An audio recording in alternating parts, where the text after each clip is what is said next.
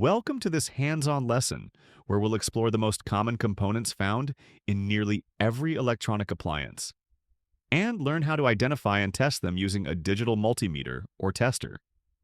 Whether you're repairing a TV, fridge, or mobile board, these components show up everywhere. So let's go step by step. Resistors limit the flow of current in a circuit. Each resistor has a value measured in ohm and is color-coded. You can use a resistor color code chart or online calculator to decode it. To test a resistor, set your multimeter to resistance ohm mode. Touch both probes across the resistor.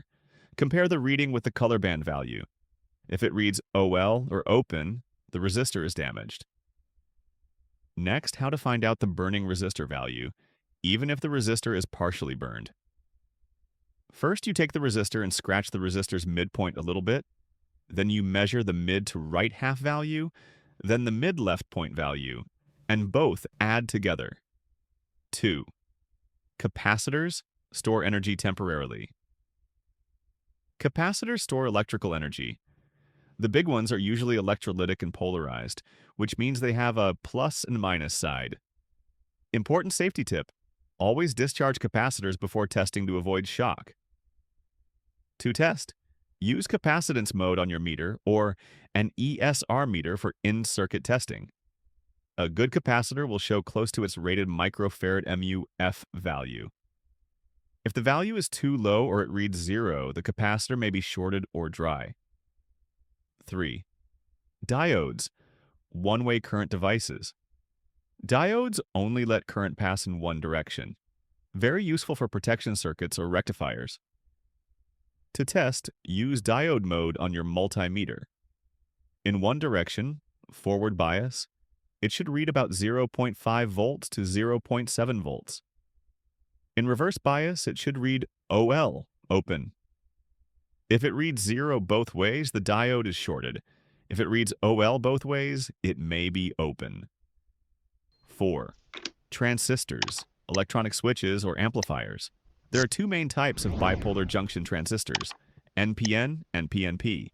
Each has 3 legs: base, emitter, and collector. To test, use a multimeter's diode mode or a transistor tester. In NPN, base to collector and base to emitter should read 0.6 to 0.7 volts. In reverse, they should read open loop. A short or open on any leg usually means it's faulty. 5. Inductors store energy in magnetic fields.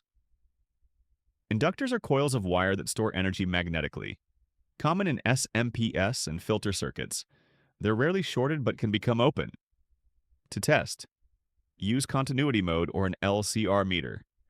You should get a low resistance or audible beep. No reading means it's broken. 6. Fuses, one-time safety devices. Fuses protect the circuit from overcurrent. If too much current flows, they blow and create an open path. To test, use continuity mode. A good fuse gives a beep or low resistance. If your multimeter shows OL, the fuse is blown and must be replaced. So these are the most important components you'll see again and again in every repair job. Learning how to test them confidently is your first big step in mastering electronics troubleshooting. Up next, we'll look at how to read schematics and identify parts on real PCBs. So stay tuned and practice testing these components on scrapboards or working ones.